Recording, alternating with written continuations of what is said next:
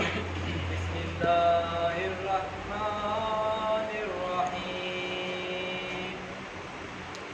कुल हुवल्लाहु अहद, अल्लाहुस्समद, लम यलिद वलम यूलद वलम यकुल लहू कुफुवन अहद।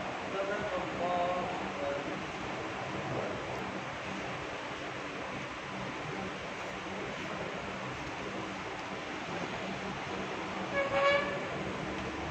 बिस्मिल्लाहिर्रहमानिर्रहीम।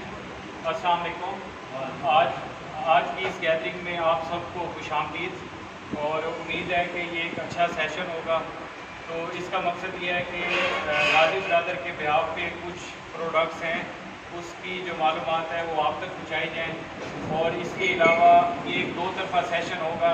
आप लोगों की तरफ से कोई भी इनपुट्स हैं, कोई भी चीज़ें हैं, तो वो भी आप एनी टाइम वेलकम है ड्यूरिंग द प्रेजेंटेशन या आफ्टर प्रेजेंटेशन, ताकि हम अपनी सर्विसेज को है मज़ीद से मज़ीद बेहतर बना सकें।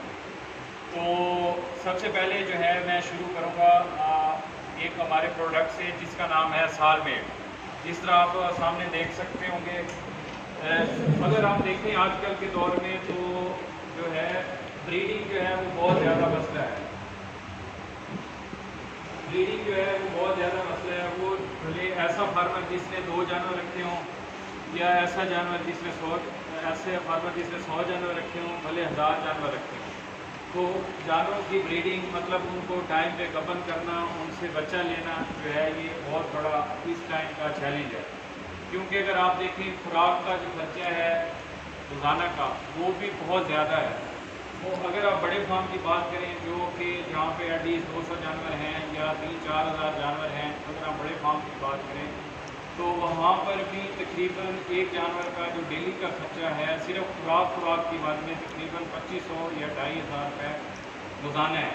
और इसके अलावा अगर इलेक्ट्रिसिटी की कास्ट और बाकी जो उसकी मशीनरी की कास्ट है, जो वहाँ पे अमला है उसकी कास्ट, दवाइयों की कास्ट, सारी चीज़ों की कीमत उसमें ऐड करें तो तकरीबन 3500 के करीब एक जो बड़ा जानवर है उसकी कास्ट आ जाती है। इसी तरह जो है पीढ़ी के अंदर भी अगर देखें तो अगर उसको थोड़ा सा कम कर लें तो कम से कम 2200-2400 एटलीस्ट इतना जो है पर एनिमल पर डे जो है खर्चा आ रहा है। तो उसमें जो ब्रीडिंग है उसकी फिर बहुत ज़्यादा इम्पोर्टेंस हो जाती है। तो इस मसले को हल करने के लिए हमारे पास एक चीज़ है, एक प्रोडक्ट है जिसका नाम है सालमेट। ये हमने जो है इंग्लैंड से मंगवाई है और तकरीबन पिछले 7-1 साल से हम पाकिस्तान में इसको मार्केट कर रहे हैं।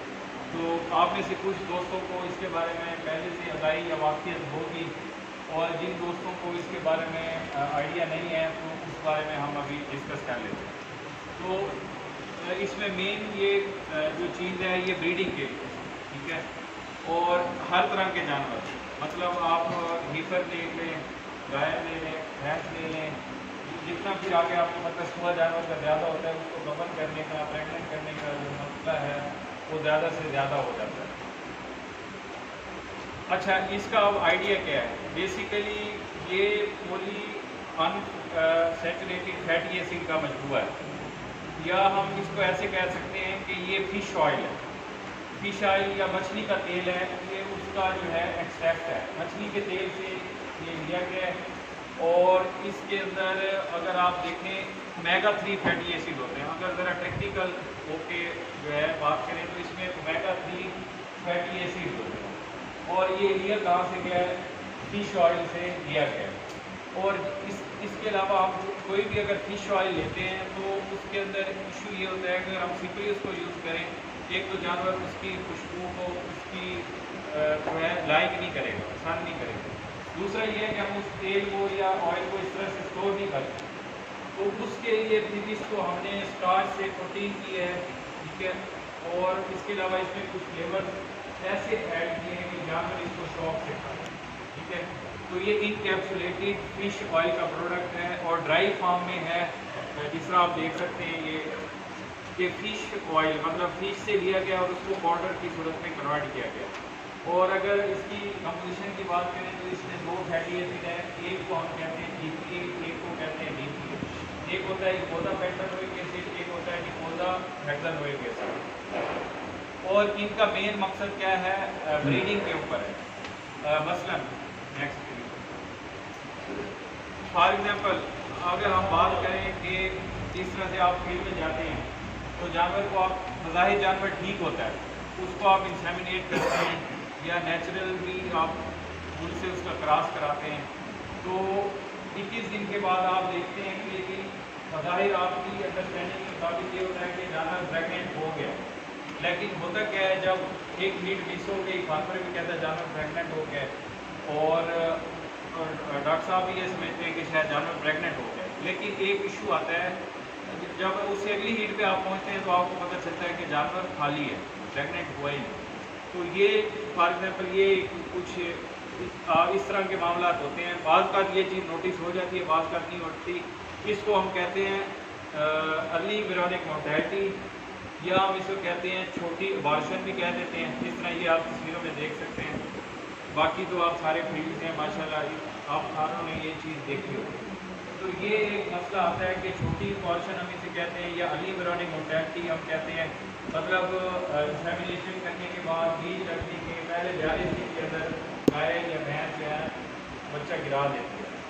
तो इसके मसले के हल के लिए जो है सालमेट है, और इसके बच्चा कराने की आमतौर पर वजूहत क्या होती हैं। फॉर एग्जांपल गर्मी की भी, हीट स्ट्रेस भी होती है। इसके अलावा टॉक्सिन, उसको भी हम अगले उसमें टॉक्सिन का भी डिस्कस करेंगे कि खुराक में टॉक्सिन ज़्यादा हैं। कुछ हमारे दोस्त हैं, फार्मर्स हैं, वो फल का ज़्यादा यूज़ करते हैं या कुकरों का ज़्यादा यूज़ करते हैं। इसके अलावा और मुल्कन इस तरह की जो चीज़ है उसके अंदर भी टॉक्सिन का लेवल ज़्यादा होता है, तो उसकी वजह से भी ये टॉक्सिन का मसला आ जाता है, जहाँ पर प्रेगनेंट नहीं होता। तो उसको, और अगर इसके अगर फिजियोलॉजिकली देखें, जानवर के अंदर एक हार्मोन खारिज होता है जिसको हम कहते हैं PGF2 वो हार्मोन क्या करता है, वो बच्चादानी के अंदर एक होता है स्ट्रक्चर जिसको हम कहते हैं कार्पस न्यूक्लियस, ठीक है, जिसके लिए प्रोजेस्टेरॉन हार्मोन है वो उसका अखराज करना होता है। प्रोजेस्टेरॉन वो हार्मोन है, इसको प्रेगनेंसी हार्मोन भी कह सकते हैं, जिसने प्रेगनेंसी को या हमल को फैलाना होता है। लेकिन अगर बॉडी के अंदर PGF2 वो हार्मोन ज़्यादा हो जाए तो क्या होता है, उससे प्रोजेस्टेरॉन की सप्लाई बंद हो जाती है, और फिर इस तरह का मसला आ जाता है कि जानवर जो है उसका हमल सस्टेन नहीं होता और वो अबॉर्शन की तरफ चला जाता है। तो उसका हल क्या है,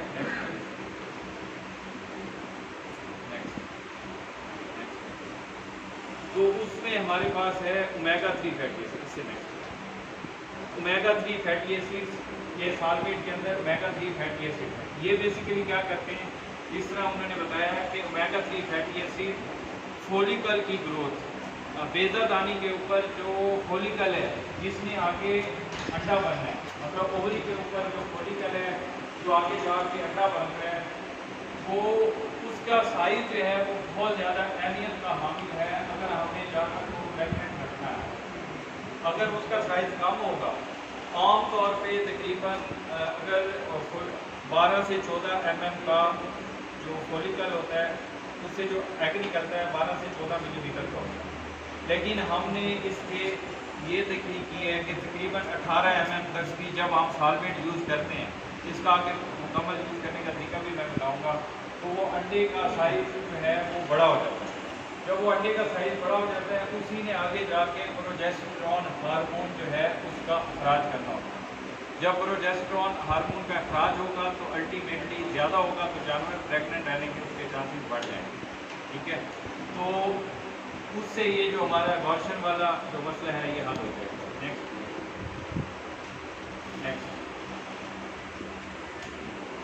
अच्छा, इसके अंदर जो है जो फैटी एसिड्स हैं ये लिवर बाईपास में है, ठीक है। जिस तरह बाईपास फैट का कंसेप्ट लेते हैं, इसी तरह जिस तरह मैंने बताया कि ये इंकैप्सुलेटेड प्रोडक्ट है, स्टार्च से कोटेड है, तो ये लिवर को बाईपास भी करता है। इससे इसका जो है बॉडी के अंदर एब्जॉर्प्शन या इसकी जो डाइजेस्टिबिलिटी है वो बेहतर हो जाती है। नेक्स्ट अच्छा, इसके अलावा कुछ जगह पे या कुछ फार्म पे लोगों ने रखे होते हैं बुल्स, जो भी सीमेंट प्रोडक्शन यूनिट के अंदर बुल्स रखे होते हैं, या घरों में भी या फार्म के ऊपर भी ब्रीडिंग के लिए, तो उनके बुल्स की जो स्पर्म की जो है सलाहियत उसको भी बेहतर करने के लिए जो है ये हेल्प होगा। उससे क्या होगा कि स्पर्म की जो है सेहत बेहतर होगी और उसकी जो हरकत है या मोटेलिटी जो स्पर्म मोटेलिटी है वो भी ये बेहतर करता है, क्योंकि ये जो स्पर्म की झिल्ली होती है इसके अंदर साकेट के अंदर जो ओमेगा 3 फैटी एसिड है ये उसको मजबूत बनाने में बहुत ही अहम किरदार अदा करते हैं। तो जो ब्रीडिंग के लिए आपने बुल रखे हुए हैं वहाँ पर भी आप इसको यूज़ कर सकते हैं। गाय भैंसों में तो आप यूज़ कर ही सकते हैं, लेकिन उसके साथ एक्स्ट्रा ये भी उसका फ़ायदा है। नेक्स्ट। अच्छा, अब लास्ट पॉइंट आ जाता है कि इसको इस्तेमाल करने का तरीक़ाकार क्या है। तो इसके ना 3 तरीक़ाकार हैं। पहला ये है कि जब जानवर पैदाइश से 50 से 90 दिन तक 50 ग्राम फी जानवर रोज़ाना आप उसको दें। मतलब अगर जानवर जब बच्चा उसने दे दिया है तो उसकी काबिंग के बाद 50 से 90 दिन ये इसलिए इस वजह से रखा है कि ज़्यादातर आपने देखा होगा कि तकरीबन 1.5 या 2 महीने बाद जानवर के होने के आप इंसेमिनेशन कर रहे हो, उसका नस्लकुशी कर रहे होते हैं, तो ये बेस्ट टाइम होता है जबकि आपको हार्मोन के ब्रीडिंग के लिहाज से अच्छे हार्मोन चाहिए। तो एक तो ये तरीकाकार है, आप 50 से 90 दिन तक 50 ग्राम रोज़ाना यूज़ करें। मतलब 40 दिन का प्रोटोकॉल है, 50 ग्राम आप रोज़ाना यूज़ करेंगे तो 2 किलो आपको एक एनिमल के ऊपर इसका प्रोटोकॉल चाहिए। ये याद रखें कि ये बड़े जानवर के लिए है जिसका वज़न तकरीबन 650 kg है। अगर हमारा लोकल जानवर है तो हम थोड़ी सी डोज इसको वहाँ से कम भी कर सकते हैं। और उसके बाद है दूसरा प्रोटोकॉल ये है कि काबिंग से 30 से 90 दिन तक, मतलब पहले महीना जब ख़त्म हो जाता है, क्योंकि आपको पता है जो बछड़ी होती है उसके पहला जब उसका सुबह होता है तो 28 से 32 दिन में उसकी बच्चादानी अपनी नॉर्मल कंडीशन में आती है, और जून भी उसका सुबह बढ़ता है तो तकरीबन 38 से 42 दिन या कुछ केसेस में 36 दिन में उसकी बच्चादानी अपनी नॉर्मल कंडीशन पे आती है। मतलब जितना सुबह कम होता है उतनी जल्दी उसकी ब्रीडिंग बेहतर होती है, और जितना सुबह की मतलब तीसरा सुबह, चौथा सुबह, पाँचवा सुबह, उतना ज़्यादा उसकी बचत आने की अपनी नॉर्मल हालत में आने के इम्कान कम होते हैं, मतलब टाइम थोड़ा ज़्यादा लगता है। तो उस दौरान आप मतलब दिन ज़्यादा कर दिए और डोज 40 ग्राम। और तीसरी ये है कि पहले 100 दिन बच्चा देने के बाद अगर आपने मुसलसल नहीं यूज़ कराना है तो आप 20 ग्राम रोज़ाना के लिहाज से इसको यूज़ कर सकते हैं। और इसके अलावा फील्ड के अंदर जो हमने भी मतलब पाकिस्तानी है तो अपनी भी थोड़ी साइंस लगानी है, तो हम जो फील्ड में यूज़ कर रहे हैं तरीक़ाकार और जिससे हमें बहुत अच्छा रिस्पॉन्स मिला है। आपने कोई भी जानवर जो प्रेगनेंट नहीं हो रहा है, गब्बर नहीं हो रहा, उसको बच्चा बीज रखने से 3 हफ्ते पहले से शुरू कर लें और 3 से 4 हफ्ते बाद से आप इस्तेमाल करें। तो ये एक प्रैक्टिकली फील्ड के अंदर की रिस्पॉन्स है जिसकी वजह जो हमने मुख्तलिफ जगह पे यूज़ किया है। इसको सिंक्रोनाइजेशन प्रोटोकॉल के साथ भी यूज़ कर सकते हैं, जिस तरह हार्मोन वाला आप प्रोटोकॉल लगाते हैं और वाला उसके बगैर भी यूज़ कर सकते हैं। इसके अलावा सीडर आप रखते होते हैं, सीडर के साथ भी आप लगा सकते हैं, और खाली ये वाला प्रोटोकॉल जो है ये भी आप इस्तेमाल कर सकते हैं।